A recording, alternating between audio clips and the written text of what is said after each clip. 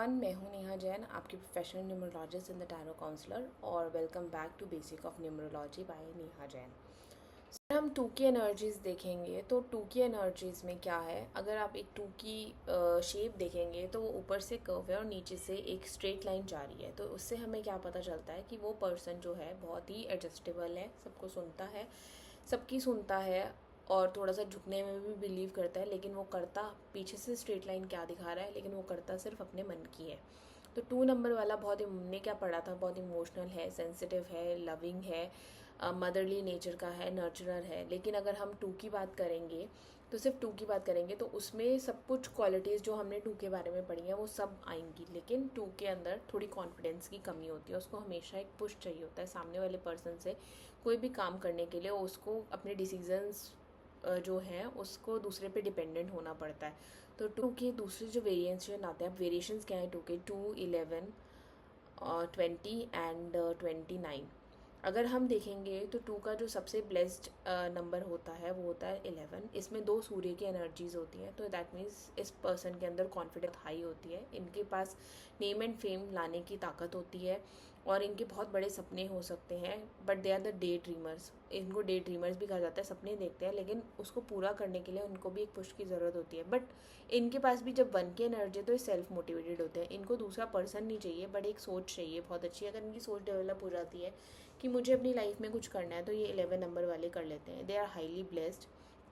Blessed का मतलब ये होता है, मास्टर नंबर का ये मतलब होता है कि इनका कार्मिक डेट कुछ नहीं है, यहाँ पे कुछ अच्छा करने के लिए आए हैं या अपने कुछ पिछले अच्छे कर्मों को भोगने के लिए आए हैं और कुछ आगे करने के लिए आए हैं। वो अपना इनका क्रियामान बताएगा, मतलब वो इस लाइफ में क्या अच्छे कर्म कर रहे हैं कि उनको आगे कैसी लाइफ मिलेगी वो डिपेंड करता है। लेकिन अगर 11 नंबर पर्सन बॉर्न है तो वो पीछे से कार्मिक डेट नहीं लेकर आते हैं। They had done something good in their lives और वो लोगों को समझने की क्षमता रखते हैं, उनके अंदर हीलिंग टेंडेंसीज होती हैं, वो बहुत अच्छा काउंसिल कर सकते हैं, लोग कुछ चीज़ों को खुद बहुत अच्छे से समझ के दूसरों को समझा सकते हैं। गुस्से वाले बहुत होते हैं क्योंकि डबल 1 की एनर्जी है तो बहुत ही गुस्सा होगा उनके अंदर।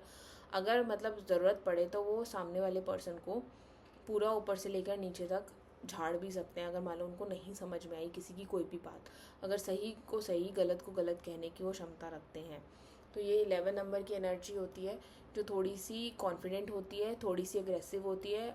सॉफ्टनेस शायद उनको नहीं, बहुत बाहर से टफ भी हो सकते हैं 11 नंबर वाले। और ऐसे ही 20 नंबर पे हम बाद में आएंगे, ऐसे ही 29 नंबर वाले होते हैं। अब 2 और 9 अगर दोनों एनर्जीज़ को आप देखेंगे, जो 2 नंबर है वो बहुत ही सौम्य है और 9 नंबर उतना ही एनर्जेटिक है और उतना ही वो है जिसे कहते हैं ना स्ट्रॉन्ग नंबर है। तो ये जो दोनों जो नंबर्स की एनर्जीज जब साथ में टकराती हैं तो एक क्लैशेस क्रिएट होते हैं। तो ये अंदर से बहुत फ्रस्ट्रेटेड रह सकते हैं 29 नंबर वाले। इनको बहुत छोटी बात पे, जैसे 2 नंबर की टेंडेंसी होती ही यही है कि छोटी छोटी बात पे जल्दी गुस्सा खा जाते हैं, बड़ी बात शायद इनको इतनी ना लगे जितनी छोटी छोटी बातें लग जाती हैं। तो 29 नंबर वाले तो ऐसे होते हैं जिनकी एक्सट्रीम लेवल पे फ्रस्ट्रेशन आ जाती है अगर मान लो उनके हिसाब से कोई काम नहीं होता, और वो सामने अपना गुस्सा इतनी बुरी तरह दिखा सकते हैं कि सामने वाला भी बंदा बोल दे, हाथ जोड़ दे, भाई मैंने कहाँ पंगा ले लिया, भैया अब निकलो यहाँ से। तो 29 वाले नंबर वाले लोग जो होते हैं बहुत ही अग्रेसिव होते हैं, एक्सट्रीमली मूडी होते हैं। इनका पता नहीं चलता कब ये बुरा मान जाएंगे या कब ये बहुत खुश हो जाएंगे। बहुत लविंग होते हैं, बहुत केयरिंग होते हैं, ह्यूमैनिटेरियन होते हैं, नर्चरर्स होते हैं।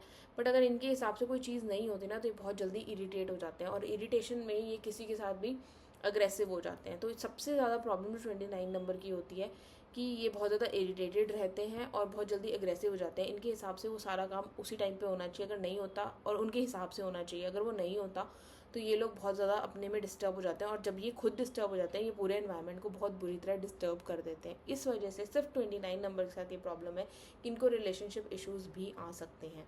तो 29 की एनर्जीज 24/7 वर्किंग वाली होती है, मतलब हर वक्त इनको कुछ ना कुछ करने के लिए चाहिए, अपनी एनर्जी को ड्रेन आउट करना चाहिए। तो 29 नंबर को इसीलिए बोला जाता है कि उनको अपनी एनर्जी थोड़ी सी फिजिकल एक्टिविटीज़ में इन्वॉल्व रखनी चाहिए ताकि उनकी जो एनर्जी है थोड़ी ड्रेन आउट होती रहे, क्योंकि हाईली एनर्जेटिक होते हैं और हाईली इमोशनल होते हैं। तो इसकी वजह से इनके साथ बात करने में भी आपको 10 बार सोचना पड़ेगा, आपको नहीं समझ में आएगा इनका मूड कहाँ पर जा सकता है। सो इस तरह से जो पर्सनालिटी ट्रेट्स हैं 2 से लेकर 29 तक इस तरह से आगे वर्क करते हैं। 20 नंबर की एनर्जी सिर्फ इतनी है कि 2 जो 0 है वो एनर्जी को एम्पलीफाई कर देता है and 0 is a curved letter, तो बंदे को बहुत ही ज़्यादा इमोशनल कर देता है, बहुत ही ज़्यादा फ्लेक्सिबल कर देता है, और 2 की एनर्जीज एम्पलीफाई हो जाती है, यानी कि इन लोगों के अंदर सारी क्वालिटीज़ 2 की होती हैं, लेकिन कॉन्फिडेंस बहुत ही ज़्यादा कम हो जाता है। जो लोग हैं इनके अंदर बहुत चीज़ें करने की क्षमता होती है, इनके अंदर ये बहुत कुछ करना चाहते हैं अपनी लाइफ में, लेकिन कहीं ना कहीं जो आसपास के इन्वायरमेंट के लोग होते हैं ना, इनको दबाने की पूरी कोशिश करते हैं, और कहीं ना कहीं ये दब भी जाते हैं और अपने हिसाब से शायद अपने मन की नहीं भी कर पाते। तो ये 2020 की एनर्जीज है। So this is all about number 2's energies.